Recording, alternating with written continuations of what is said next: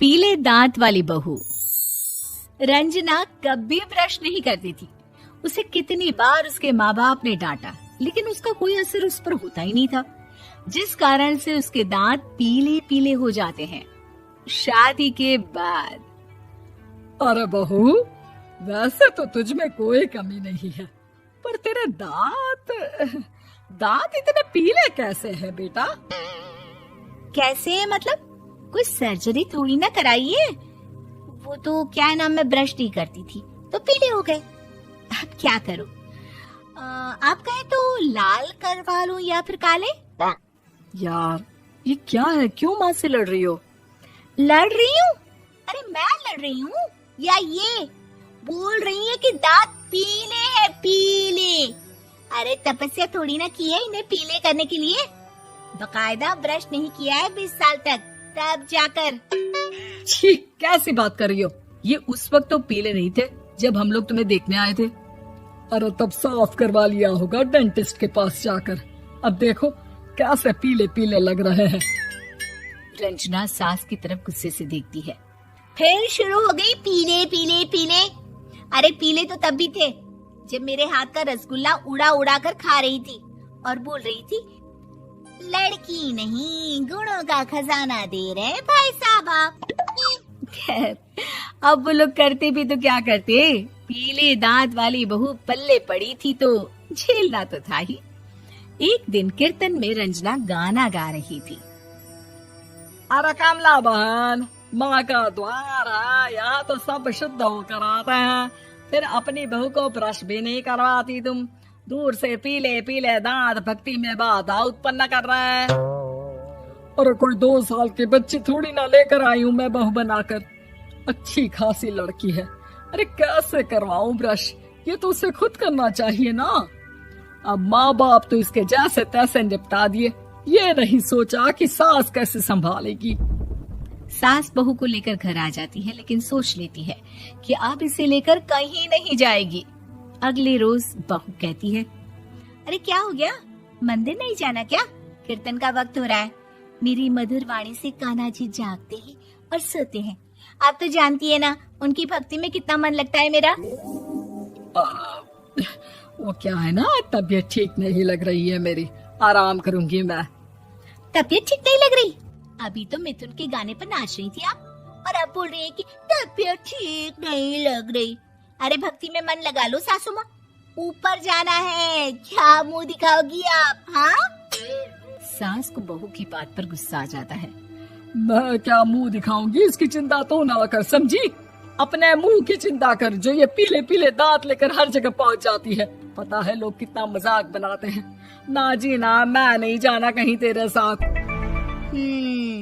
तो ये बात है, कोई ना, मत जाओ, मैं अपने कमरे में ही बैठकर भक्ति कर लूंगी। ऊपर वाला दांत थोड़ी ना देखता है, मन देखता है, भावना देखता है।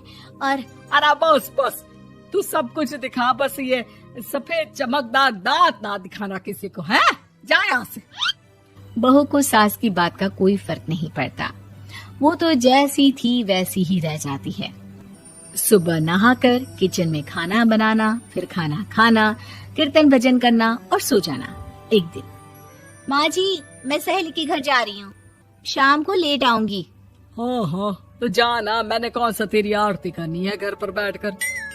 रंजना सहेली के घर जाती है, जहाँ वो पार्टी में जाने की तैयारी कर रही होती है। अरे शिखा, कहाँ जाने की तैयारी कर रही है? मैं गलत वक्त पर आ गई क्या? अरे नहीं यार, उल्टा सही वक्त पर आ गया। मैंने ये साड़ी और ज्वेलरी निकाली है यार, शाम को इनके ऑफिस की एक पार्टी में जाना है। बताना कैसा लग रहा है ये सब? नहीं यार, इस ड्रेस के साथ तो वो वाली ज्वेलरी अच्छी लगेगी। हाँ हाँ सही बोल रही है, मैंने ध्यान ही नहीं दिया। वैसे तो हमेशा से मस्त फैशन सेंस रखती है। तो बड़ा जाती होगी ना पति के साथ पार्टी में। रंजना कुछ नहीं बोलती, बस सोचती है कि यार काश ये बात सही हो जाती, पर मैं क्यों नहीं जाती पार्टी में? क्या इन लोगों की कोई पार्टी होती नहीं होगी? रंजना घर आती है और रात में पति से सवाल करती है, एक बात बताइए, आप मुझे किसी पार्टी में क्यों नहीं ले जाते? क्या आपकी यहाँ ऑफिस में पार्टी नहीं होती? पति बेचारा क्या कहता कि दांत पीले हैं तुम्हारे इसलिए। अरे कोई पार्टी होती नहीं हम लोगों के ऑफिस में, तो कहाँ से लेकर जाऊं? और मार्केट, मॉल, कहीं वीकेंड घूमना, कहीं तो। अरे यार सारे हफ्ते में एक छुट्टी मिलती है, तो सोचता हूँ कि आराम ही कर लूं। क्यों? रंजना मन मार के रह जाती है। पहले कभी सास के साथ मंदिर जाया करती थी, लेकिन वो भी सास ने ले जाना बंद कर दिया। घर बैठी बैठी रंजना बोर हो जाती है। तभी उसे आइडिया आता है और वो मायके जाने का सोचती है। सासू माँ, 2 दिनों के लिए मम्मी के घर जा रही हूँ। अच्छा ठीक है, आराम से जा। और हाँ, माँ से कुछ अच्छी आदत सीख कर आना कि कैसे शरीर के हर भाग की तरह दांतों की सफाई भी जरूरी होती है, समझी? शुरू हो गई ना आप। वो लोग आपकी तरह नहीं है कि छोटी छोटी बात का बतंगड़ बना दे। उन लोगों के लिए मैं मायने रखती हूँ, ना कि मेरे पीले पीले दांत।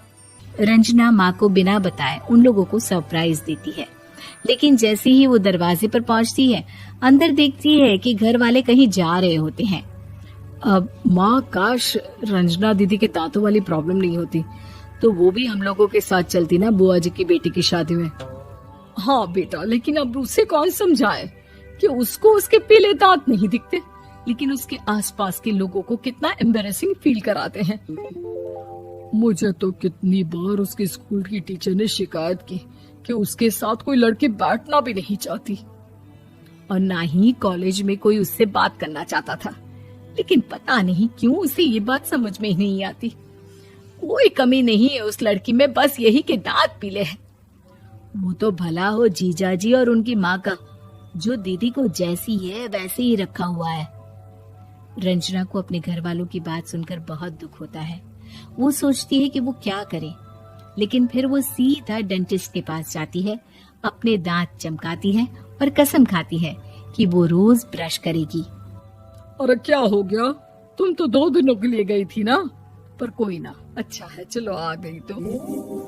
रंजना सास के सामने आकर खड़ी हो जाती है और पूरी स्माइल करती है, उसके चमकदार दांतों को दिखाती हुई। हैं? चले मंदिर। माँ, मुझे माफ कर दीजिए, मैंने आप लोगों को बहुत एम्बैरेसिंग फील करवाया। मैं आज से रोज ब्रश करूंगी।